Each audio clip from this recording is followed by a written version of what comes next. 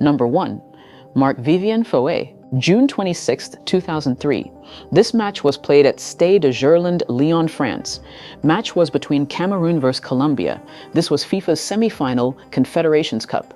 The FIFA Confederations Cup was an international association football tournament for men's national teams, held every 4 years by FIFA. Foé was 28 years old. He was a defensive midfielder. At that time, he was on loan to Manchester City from Lyon. Before that, he had played for West Ham and for Lens. His teammates called him a workhorse. He was the kind of player who covered every blade of grass and never asked for credit. The match started. In the 72nd minute, Foé jogged back toward his own half. There was no tackle, no push, no contact from any player. He simply collapsed face first onto the grass. For a few seconds, nobody reacted. Players thought he had tripped or was cramping. Then they saw he wasn't moving. Medical staff ran onto the pitch. They rolled him over. He was unconscious. He was not breathing. They worked on him for 45 minutes, right there on the pitch. The stadium had gone almost completely silent. They used oxygen, they used chest compressions, they used a defibrillator. Nothing worked.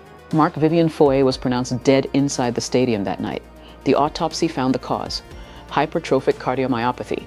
This is an abnormal thickening of the heart muscle. It had never shown up on any medical test in his career. It can sit silently in an athlete's chest for years with no symptoms until the exact wrong moment. FIFA declared the match over. Cameroon were awarded the win by default. They advanced to the final. Nobody on the team celebrated. Some players later said they don't remember the final whistle. His death changed football. Within a year, mandatory cardiac screening became standard across most major leagues in Europe. That rule has likely saved lives that never made headlines. Foé left behind a wife and 3 young children. Thousands of mourners lined the streets of Yaoundé for his funeral. Manchester City later named a stand at their stadium after him. Number 2. Akli Fairuz, May 10, 2014. This match was played in Banda Aceh, Indonesia.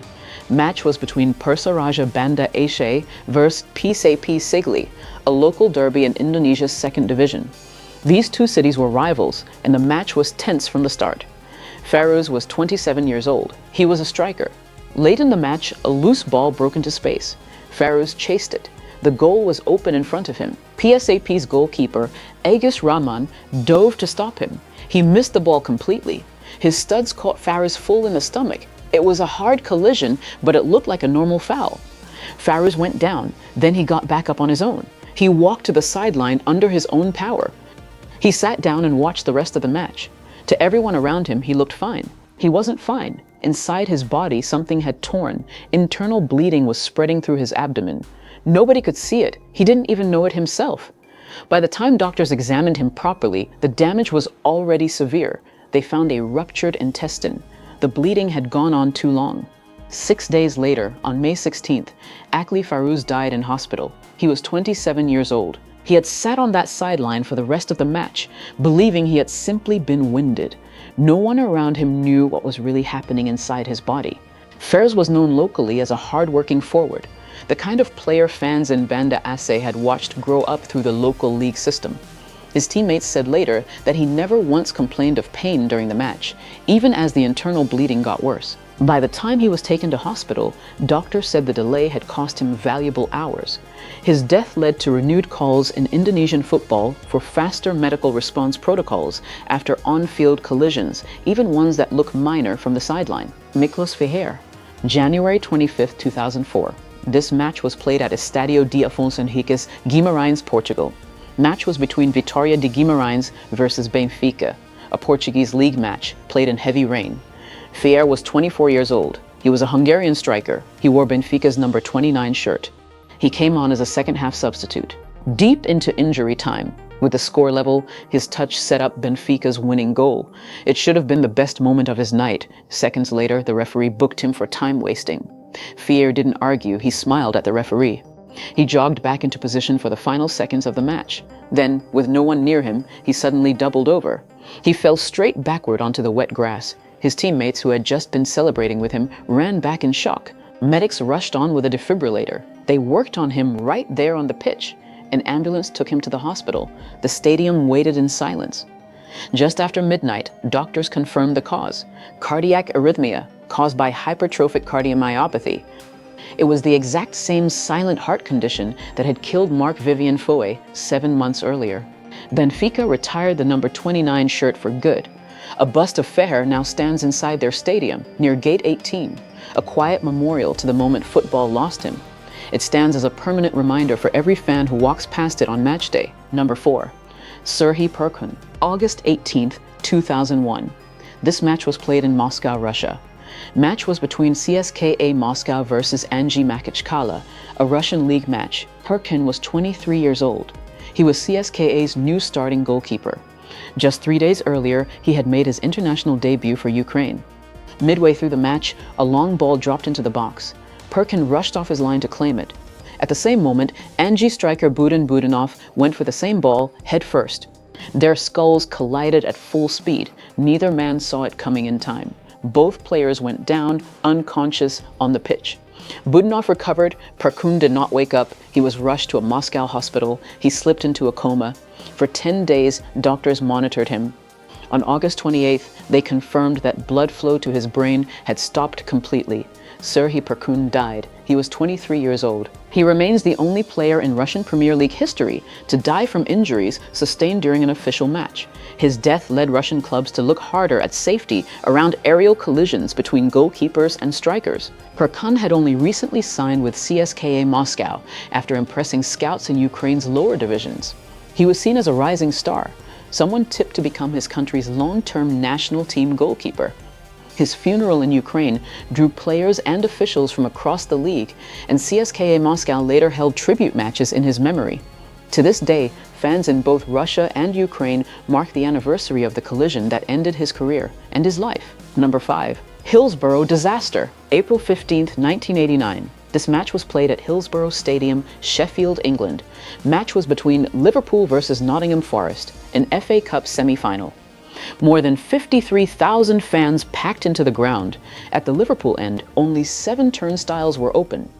A dangerous crowd built up outside the gates before kickoff. Police opened an exit gate to ease the pressure outside. About 2,000 fans surged through it at once. They were funneled into an already overcrowded pen, pressed against steel fencing with nowhere to go. The referee stopped the match 6 minutes in. Fans pulled the injured and dying over the fences. They used advertising boards ripped from the walls as stretchers. By the end of that day, 97 people were dead. It remains the deadliest disaster in British sporting history. For 27 years, police and media wrongly blamed Liverpool fans for what happened. Families fought for decades to overturn that false story. In 2016, a second inquest confirmed the truth. The 97 victims were unlawfully killed. The disaster was caused by a catastrophic failure in police crowd management, not by the fans who died trying to survive it. The disaster ended standing terraces at top-flight stadiums in Britain for good. Every major ground in the country was rebuilt as all-cedar within a few years, and that rule still stands today. The victims ranged in age from just 10 years old to well into their 60s, whole families among the dead. The Hillsborough families spent decades campaigning for justice, facing repeated setbacks before the truth was finally accepted in law. Their fight became one of the longest and most significant justice campaigns in British history, changing not just football, but how the country thinks about crowd safety at every major public event. Number 6. Chapecoense air disaster, November 28, 2016. This flight, Lamia Flight 2933, was headed to Medellin, Colombia. On board were 77 people, most of them players and staff from Chapecoense, a small Brazilian club on their way to the biggest match in the club's history, the first leg of the Copa Sudamericana final. The plane was running low on fuel. The crew kept flying instead of declaring an emergency. As the plane neared the airport, the engines began failing, one after another. The plane crashed into the mountains near Cerro Gordo, Colombia. Of the 77 people on board, 71 died. Only 6 survived. Nearly the entire Chapecoense squad and coaching staff were killed. Several journalists traveling with the team also died. Atlético Nacional, the team Chapecoense had been flying to face in the final, asked South American football's governing body to award the title to Chapecoense instead of playing the match. The request was granted. Stadiums across South America and Europe held moments of silence. Clubs sent players on loan, free of charge, so Chapecoense could rebuild a team almost overnight. It remains one of the deadliest air disasters in the history of sport, and the club's recovery afterward became one of football's most emotional stories. Chapecoense had been a small, unfashionable club just years earlier, playing in Brazil's lower divisions. Their run to the Copa Sudamericana final was seen as one of football's great underdog stories, before it turned into one of its greatest tragedies. Investigators later confirmed the crash was caused by fuel mismanagement and poor decision-making by the airline, not by mechanical failure or weather. The disaster led to stricter fuel and safety regulations for chartered flights carrying sports teams across South America. Number 7. Piermario Morosini. April 14, 2012. This match was played in Livorno, Italy. Match was between Livorno versus Pescara, a Serie B match. Morosini was 25 years old. He was on loan to Livorno from Udinese. He had lost both of his parents as a teenager and had been raised partly by foster families connected to football. In the 31st minute, with no collision and no foul, Morosini suddenly dropped to the ground near the center circle. At first it looked like nothing. He didn't get up. Players from both teams signaled to the bench. Medical staff rushed on. They began CPR. The referee stopped the match. He was rushed to hospital. Doctors could not revive him. Piermario Morosini was pronounced dead from a suspected cardiac arrest. He had passed his medical exams for the loan move only months earlier. The Italian Football Federation postponed every Serie A and Serie B match scheduled that weekend. It was almost unheard of.